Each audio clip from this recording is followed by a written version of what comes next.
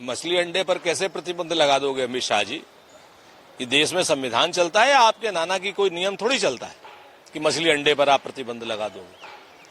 आपने ये मना किया है, इसी से आपकी सोच पता चलती है कि लोगों के खाने में, लोगों के घर में घुसने का आपका इरादा है, आपका हिंदू मुसलमान करने का इरादा है। रही बात यूसीसी की, यूसीसी तो केंद्र का विषय है, राज्यों में कहां से आप लगा देंगे? और गुजरात में और उत्तराखंड में लगा करके कौन सी आपने कद्दू में तीर मार लिया है? और आप बताइए कि यूसीसी में आदिवासियों को शामिल करेंगे या नहीं करेंगे? ये सारी की सारी बातें बताइए। अमित शाह जी का जो घोषणा पत्र है वो झूठ का पुलिंदा है।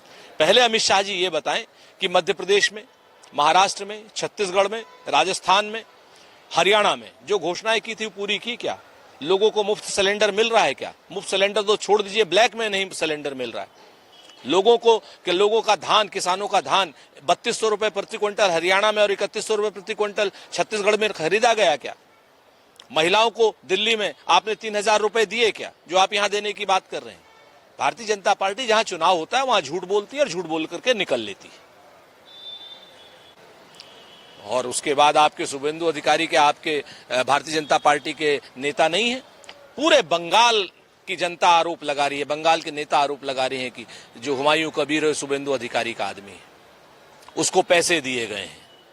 वो आपकी पार्टी का सांसद, क्या नाम, एमएलए था या नहीं था? ये भी तो आप बताइए ना। पहले आपने तो गठबंधन नहीं, ठगबंधन किया है उससे, पूरी बंगाल की जनता को बेवकूफ बनाने के लिए। लेकिन बंगाल की जनता बहुत समझदार है अमित शाह जी, इस तरीके के ठगबंधनों में वो आने वाली नहीं है, झांसे में आने वाली नहीं है।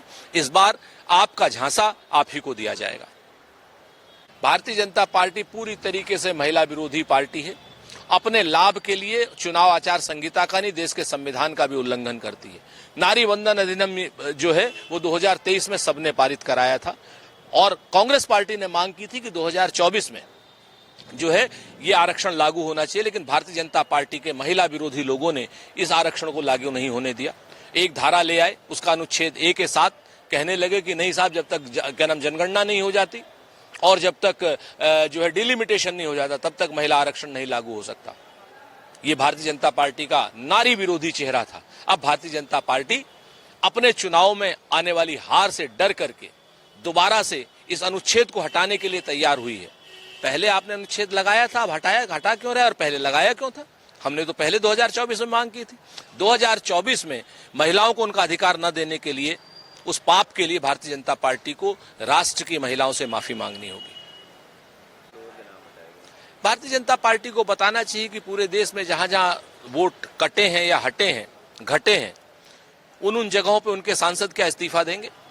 क्या नरेंद्र मोदी जी इस्तीफा देंगे बनारस के जो वोट घटे हैं? क्योंकि मुझे लगता है जितने वोट नरेंद्र मोदी जी के चुनाव क्षेत्र में घटे हैं उतने ही वोटों से नरेंद्र मोदी जी चुनाव जीते हैं।